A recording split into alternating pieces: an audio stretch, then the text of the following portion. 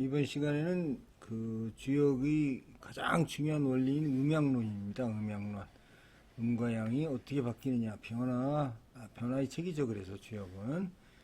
자, 주자는 주역의 기본 원리가 뭐냐. 이름, 일양, 지위도입니다. 한 번 양이 되고 한 번 음이 되는 것이 도다. 이렇게 주장을 합니다. 주역은 그저 한 번 음이 되고 한 번 양이 되는 것이다 하는 말을 바로 주역의 정수라고 할 수 있는 변화, 즉 변역이다. 변역이다. 원래 고대로부터 주역은 변역, 간역, 불역의 세 가지가 있어 왔는데 주자는 주역은 변역이다 라는 관점을 취하는데 이게 일흥일양 지도에서 나옵니다. 원래 음양설은 이제 어디서 나왔냐면은 사실은 음양설은 도가에서 먼저 나와서 도교. 우리 도덕경의 42장에 보면은 음양에 관한 얘기가 나옵니다. 이 도가 일을 낳고 일이 이를 낳고 이가 삼을 낳고 삼이 만물을 낳고 그리고 만물은 음을 지고 양을 안고 가는 거죠. 양을 안고 충기로서 조화를 이룬다. 음양 조화를 이룬다. 이렇게 나와 있어요. 그래서 이 도교에서나 그때 당시에 그 노자를 그 추종했던 현학 사조들이 다 여기서 음양설을 보고 있습니다. 음양설을 보고 있죠. 노장학파든 황로학파든 모두 음양의 범지를 그 음양이 만물의 뭐라 그럴까요? 그 어떤 성질과 변화의 과정이라고 말을 하고 있습니다. 장자 대종사 편에 보면 이렇게 나와 있어요. 부모와 자식의 관계는 동서남북 어디든 명이 있으면 따릅니다. 음양과 사람의 관계는 비단 부모와 자식의 관계에만 그치는 것이 아니다. 이것은 사람의 생명은 음양이기로 말미암아 구성되는 것이고 낳고 죽음도 음양의 조화에서 나오게 됨을 말하는 것이다. 이렇게 장자가 설명하고 있고 또 추수편에서도 보면은 장자 추수편에서도 보면은 옳음을 좋게 여겨 그름을 없애려 하고 다스림을 좋게 여겨 어지러움을 없애려 한다. 그러나 이것은 천지의 이치와 만물의 실정을 모르는 것이다. 이는 하늘을 따르고 땅을 업신여기며 음을 쫓고 양을 무시함과 같아 그것이 행해질 수 없는 것은 분명한 것이다. 그래서 이게 음양을 사물의 그 대립적인 양면으로 보고 어느 한쪽도 없앨 수 없는 것이다 라고 말하고 있습니다. 그래서 이거 말고도 그 다음에 관자라든가 뭐 기트책 여러 가지 책에서 이 음양에 대한 얘기를 많이 써서 음양설이 이제 발전을 하게 된 거죠. 그런데 사실 우리 논어라든가 뭐 이런 거 있잖아요. 논어 중용이라든가 뭐 이런 데 사실 음양이 없어요. 논어에는 음양의 용어가 없고 맹자에도 논어 없습니다. 중용은 우리 그 공자의 손자 자사가 쓴 책인데 거기에도 음양이 없습니다. 이렇게 음양이 없는데 주자는 여기에서 일인양 지도라는 그 계사전에서 음양을 끌어내서 사실은 음양을 그대로 쓰고 있습니다. 그래서 주자 음양설은 상당히 그 임팩트가 크죠. 자 보겠습니다. 음양이 번갈아 가며 운행되는 것이 기인데 그 속에 리가 바로 도입니다. 그래서 천지 사이에 음양이 아닌 것이 없습니다. 한 번 움직이고 한 번 잠잠한 것이나 한 번 말하고 한 번 침묵하는 것 모든 것이 그 음양의 리입니다. 부채를 흔드는 것이 양이라면 부채를 접는 것은 음이라는 거죠. 그래서 주자는 음양의 변역을 주역의 본질로 봅니다. 근데 이 변역은 무엇 때문에 일어나는가 하면 주자는 바로 사물의 리가 변역을 일으키는 것을 하고 이것을 도라고 하는 겁니다. 그래서 일양 지위도라는 거죠. 그래서 음양의 변화의 기원은 바로 리고 이 리를 도라 합니다. 예를 한번 들어볼까요? 주역 본의에서 건 두께의 의미를 설명하고 있습니다. 건이란 강건함이니 양의 성질이고, 양의 성질은 강건한데 그중 가장 큰 형태를 갖추고 있는 것이 하늘이다. 때문에 세 개의 양의 획을 긋고서 괴 이름을 건이라고 한 뒤에 그에 상응하는 상징을 하늘에 배속시킨 것이고, 곤이라는 것은 유순함이니 음의 성질이다. 음의 형태를 띈 것 중에서 땅이 가장 크다. 이 괴는 삼액이 모두 음이고 때문에 이름을 곤이라 하여 땅을 상징하게 했다. 이런 얘기입니다. 주자는 이러한 건곤의 개념을 이용해서 원형이정의 사덕을 새롭게 해석합니다. 그래서 정의역전에서는 원형이정을 어떻게 하면 시작과 성장과 결실과 완성으로 해석해서 천도가 만물을 생성 성장시키는 네 단계로 설명하는데, 주자는 어떻게 설명하면, 주자는 이걸 더욱 발전시켜서 계사전의 사덕입니다. 즉 매와 꽃술이 처음 난 게 원이고, 꽃이 핀 것이 형이고, 열매를 맺은 것이 이고, 충분히 익은 것이 정입니다. 따라서 사물이 생성된 것이 원이고, 성장한 것이 형이고, 성장하였으나 완성되지 못한 게 이고, 완전히 성숙한 것이 정이다. 이런 식으로. 자, 원형이정은 리에도 네 단계가 있고 기에도 네 단계가 있습니다. 리는 곧 기 속에 있으니 두 개는 서로 떨어진 적이 없다. 만약 시기로 말하자면 언제고 그의 사덕에 해당하지 않는 때가 있었는가? 이 기론이죠. 리가 기를 타고 있다, 이런 얘기가 되는데, 기의 측면에서 보아도 됩니다. 때문에 정의는 사물의 원을 사물의 4단계로 해석하고 있지만, 이는 비록 기 측면이지만 리가 그 속에 있다고 하여 정의의 주장을 발전시키고 있습니다. 그래서 이런 주자의 음양 이론은 네 가지로 크게 요약을 할 수가 있습니다. 보겠습니다. 첫째는 음양에는 점진적인 변화와 급격한 변화가 있다.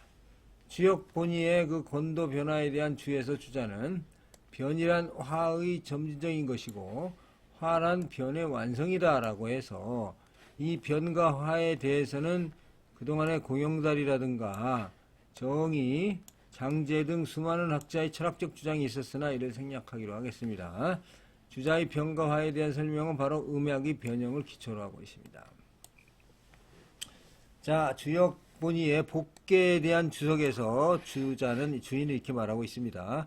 밖계가 다 되면 공계가 되고 다시 복계가 되면 하나의 양이 생겨난다. 복계에서 하나의 양은 갑자기 생겨난 것이 아니고 공계에서 자연스럽게 쌓아나간다. 자, 복계는 뭐냐? 밖계가 다 되면 공계가 되고 공계가 되면 복계. 밖계는 산지박이라 그래가지고 위에서부터 쓰겠습니다. 이게 마우스 때문에. 이게 산입니다. 자, 이건 땅지죠. 산지 밖입니다. 밖에. 밖은 깎는다. 깎을 박. 별로 그게 안 좋게 보는 박인데. 하여튼 산지 박에서 어떻게 되겠습니까? 여기서 하나가 바뀌죠. 양이 음으로 바뀝니다. 양이 음으로. 여기 있는 양 상구가 음으로 바뀌면 어떻게 되겠습니까? 이게 땅이 되죠. 땅지자가 되고 밑에도 또 땅지자가 되는 거죠. 이렇게. 이게 땅지자가 되니까 이거는 지뢰 곤자, 중지곤입니다. 곤으로 바뀌죠. 그러면 여기서 박힌 상태에서, 이게 지금 밖에가 이제 상구가 있습니다. 근데 직계는 전부 다 음이죠. 그러면 여기서 이제 이게 제일 먼저 이제 바뀌게 되면 어디가 바뀌겠습니까? 맨 밑에부터 바뀌겠죠. 맨 밑에부터. 맨 밑에. 순서가 맨 밑에부터 1월달, 12월달이죠. 12월달. 월수로는 11월달이라고도 하고 11월달이라고. 이제 요게 뭐냐면 복계예요. 복계. 요게. 다시 돌아올 복입니다. 돌아올 복. 뭐가 돌아왔냐? 양이 하나가 돌아왔다는 거예요. 이 양이, 이게 양이 이름이랑 이게 양이 돌아다니면서 이제 점점, 그 다음 달은 뭐야? 그 다음 달에 양이 두 개가 가죠. 이게 두 개가. 어? 이렇게.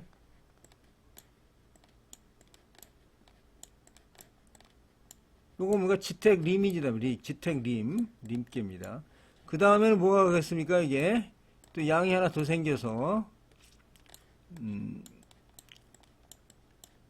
요거 뭡니까? 지천택계죠. 지천택. 예? 그 다음에 또 하나가 더 가면 어떻게 되겠습니까? 이거 뭐 계속 하다 보면 다 돌려. 자, 이거는 레천, 무망인가요? 아니야, 아유, 그런 건 생각이 안 나네. 하여튼, 그렇게 됩니다. 이렇게. 하나씩 늘어나가는 거죠, 양이. 그런 얘기를 하고 있는 겁니다, 지금 주자가. 그래서, 복계에서의 하나의 양이 갑자기 생겨나는 것이 아니고, 곤계에서 자연스럽게 쌓여 나온 것이다. 한 달은 30일이니 복계의 한 양은 30으로 나누어 소설 이후에 하나씩 생겨난다. 위에서 하나가 없어지면 아래에서 하나가 생기는데 11월 반이 되면 하나의 양이 비로소 완성되다. 이로써 천지간에 잠깐의 휴식이 없음을 알 수가 있다. 그래서 변화가, 이 주자는 점진적인 변화란 양적인 변화를 의미하지만 어느 순간에서 보면은 급진적인 변화라는 겁니다. 이게. 그래서 이는 대립면에서는 양적인 변화의 과정을 거치지만 그 양적인 변화가 어느 순간에서는 질적인 변화로 변화됩니다. 예, 새로운 주장이죠. 자, 그 다음에, 그 주자의 첫 번째 주장이, 음양에는 점진적인 변화를 하는데 이게 급격한 변화다 이런 뜻이고, 두 번째는 음양은 시작이 없다. 음양에는 본래 시작이 없다는 겁니다. 주자는 양이 움직이고 음은 잠잠하다는 상대적인 속성으로 말하자면 양이 먼저고 음이 나중이고 양이 시작이고 음이 마지막이 되는데 이는 마치 해가 정월에서 시작하는 것과 같은데 사실은 거기서부터 시작하기로 한 것이 불가한 거지. 정하기 나름이지. 그게 시작하는 게 아니라 한 해의 처음 이전이라고 해서 별개의 다른 무엇인가가 있는 것이 아닙니다. 여기에서 그 순환과 착종에 대해서는 선우나 시작과 끝을 말할 수 없음을 다시 한번 확인할 수가 있습니다. 따라서 물질세계의 변화에서도 역시 시작이 없다고 설명이 됩니다. 천지가 다 시작이라고 해서 다시 그 시작 이전에도 시작이 있을 수 있다는 겁니다. 이건 우리 우주론적 측면에서 우리 인간은 음양이라는 큰 단계의 어느 일부분에 있는 겁니다. 이것은 정의가 얘기한 동정무단. 동정무단이라는 것은 움직일 동하고 가만히 있을 정 사이에는 간극이 없다는 거예요. 이게 무시, 음과 양의 사이에는 시간이 없다는 겁니다. 주역의 해석의 질을 높인 것이다. 이게 정의의 동정무단 음양무시를 발전시킨 것이 바로 시작이 없다. 이런 얘기가 되겠습니다. 자, 그 다음에 주자의 세 번째 음양론의 특징입니다. 음양은 다시 음양을 낳습니다. 음양은 다시 음양을 낳는다. 주자는 한 사물에는 또 각기의 음양이 있습니다. 예컨대 사람에게 남녀는 음양인데 사람의 몸에는 기혈인데 혈은 음이고 기는 양입니다. 밤낮의 경우에는 낮은 양이고 밤은 음입니다. 그런데 양이라고 하는 낮에도 오후부터는 또 음이라고 할 수 있고 음인 밤중에서도 12시가 넘어가면 다시 양이라고 할 수 있습니다. 그래서 이것을 음양이 다시 음양을 낳는다고 하는 모습이다. 이거는 뭐냐면 결국에 봐서는 양 속에 음이 있다거나 음 속에 양이 있다라는 의미가 되고 인간적인 측면에서 보면 삶 속에 죽음의 도리를 간직하고 있다. 이런 얘기도 가능하죠. 인간 사회는 말이죠. 긍정 속에서 발전하지만 항상 부정의 요인도 가지고 있다. 제가 그 노자 도덕경 때도 있지만 삶과 죽음은 한 직선이에요. 같은 얘기입니다. 이게 우리가 내가 삶이 어쩌고저쩌고 얘기하지만 결국에 봐서는 죽으러 가는 거거든요. 지금 죽음의 기차를 타고 가는 겁니다. 언제 죽을지 몰라요. 그러니까 죽음을 이제 다가와서 이제 두려워하게 되는 거죠. 이게 왜냐하면 에고가 있으니까 현재 지킬 게 많고 편견이 많고 가진 게 많은데 죽으면 어떡하냐 이런 것 때문에 이제 죽음에 대한 두려움이 생기죠. 사실 그렇지 않으면 뭐 죽음이 뭐 특별한 문제가 됩니까? 왜냐하면 우리는 영원히 사는 거죠. 자, 그 얘기는 제가 노자 도덕경 강의 때 몇 번 얘기를 했습니다. 거기 한번 참조해 보시고. 넷째로 음양은 하나의 기라는 거죠. 즉 양이 물러나는 것이 곧 음이 생겨나는 것이지 음이 물러나고 나서 다시 별개의 음이 생겨나는 것이 아닙니다. 천지간에 다만 하나의 기일 뿐이라는 얘기죠. 금년 동지에서부터 내년의 동지까지 땅의 기운이 꽉 차 있습니다. 그것을 나누어 둘로 만든다면 앞에 것은 양이 되고 뒤에 것은 음이 됩니다. 그리고 그것을 넷으로 만들어도 마찬가지이니 네 계절이 다 그것이다 이렇게 얘기하고 있습니다.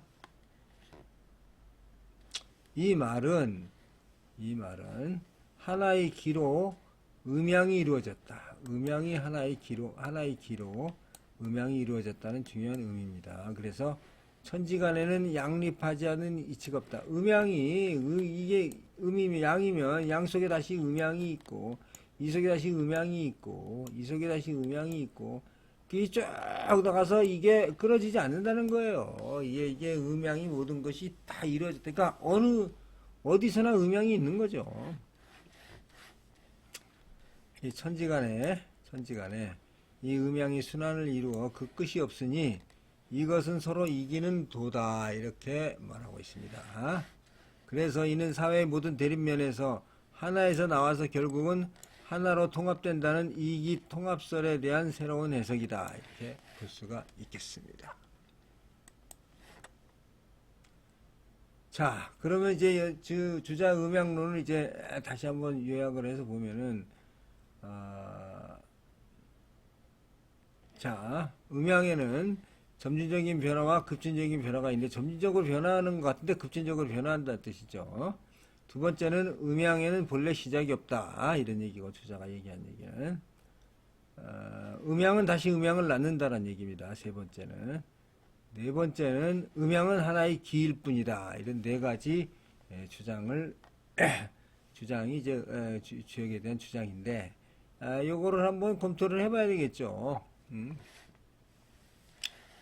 여러 사람들이 비판을 하고 있습니다. 주자는 음양론은 음양의 순환만으로 해석하고 있어서 이 역사 발전의 변화나 발전을 해석하지 못한다는 비판을 받고 있습니다. 주자는 뭐라고 그랬냐면 기의 운행은 이게 지금 역사가 발전하고 이렇게 되는 거 아닙니까? 근데 음양만 바뀌어서 계속 그 자리가 아니란 얘기죠. 기의 운행은 언제나 한번 흥했으면 다시 한번 쇠락하고 한번 쇠락했으면 다시 한번 흥해지니까 언제나 그렇게 순환해 나간다는 거죠. 쇠락한 후에는 흥성하지 않는 경우는 없다라고 하면서 한번 치세가 오고 나면 반드시 난세가 오고 한번 난세가 왔으면 반드시 치세가 오기 마련이다 이렇게 되는 거죠. 이렇게 되니까 그냥 순환론이지 이게 질적인 변화가 를 못 보고 있다 이런 비판을 받게 되는 거죠. 즉 이러한 주자 해석은 그 자체가 바로 순환론이 되어서 새로운 사물의 생성을 배제함으로써 올바른 해석이라고 볼 수 없는 측면이 있게 되었습니다.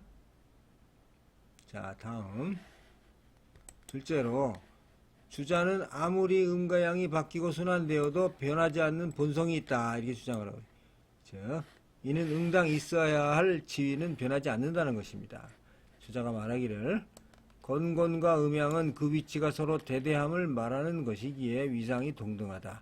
하지만 나눔으로 말하자면 건은 높고 고는 낮으며 양은 높고 음은 낮아서 서로 동등할 수가 없습니다. 한 집안으로 말하자면 부모가 모두 존귀하지만 어머니는 결국 아버지와 같을 수는 없는 것과 같습니다.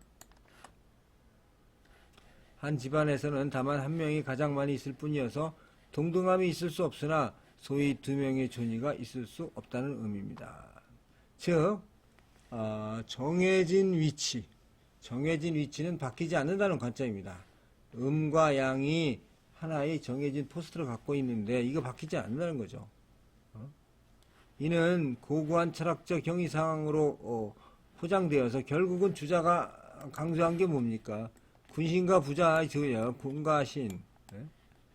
즉 군은 양이고 신은 음이고 아버지는 양이고 음은 여서 이거 변하지 않는다는 얘기예요. 이게 그래서 이게 봉건시대 체제 옹호론적인 이론의 도구가 되었다. 이건 부인할 수가 없습니다. 군군 자자 신신 뭐 이런 거 있잖아요. 군군 신신 자자 뭐 어쩌고 있는데 이런 거가 봉건시대 체제 옹호론 그러니까 정해진 위치가 바뀌지 않는다는 것 때문에 이거는 봉건시대 체제 옹호적인 이론의 도구가 되었다 이게 되는 겁니다.